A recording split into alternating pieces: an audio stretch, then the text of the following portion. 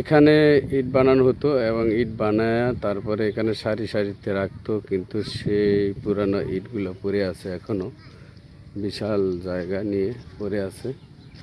এখানে কিন্তু ইট এখন বানানো হয় না, বর্তমানে বাচ্চারা খেলতেছে ইটের এখানে। সুন্দর পরিবেশ। তো কি করো, খেলো? হ্যাঁ, খেলতেছে পোলাপাইন বাচ্চারা। তো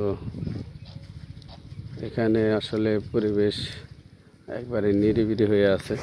এখানে আগে আসলে মানুষ অনেক অনেক কর্মীরা কাজ করত, এখন বর্তমানে কোনো কাজ করার লোক নাই, কেউ নেই, একবারে শূন্য পড়ে আছে।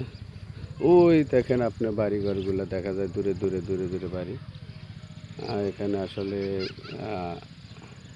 পরিবেশ দূষিত হয় বলে আর কি বন্ধ হয়ে গেছে এখন সব কিছু বানানো, কিন্তু পুরানো ইটগুলা পড়ে আছে, যেগুলা বানাইতো আর কি, সারি সারিতে রাখতো, সেই ইটগুলা পড়ে আছে। আপনারা দেখতেই পাচ্ছেন যে কত ইটগুলা পড়ে আছে।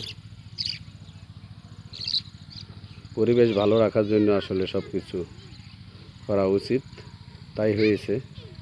এখানে কোনো এখন আর বানানো হয় না, কারণ এলাকা ছোট্ট একটি গ্রাম, সেটা আর কি দূষিত হয়ে যাচ্ছিল, মানুষের অসুস্থ হয়ে যাচ্ছিল, তাই সব কিছু বন্ধ। আমি মনে করি যে আসলে যে কাজটি উদ্যোগ হয়েছে সেটা ভালো, আরও পরিবেশ ভালো রাখার জন্য যেটা করতে হয় তাই করেছে। সবাই পরিবেশ বাঁচান, দেশ বাঁচান এবং মানুষ বাঁচান। দেশের সাধারণ মানুষ বেঁচে থাকুক সব সময়। সবাই আসলে ভালো থাকবেন, সবাই সবার জন্য দোয়া করবেন। আল্লাহ হাফেজ।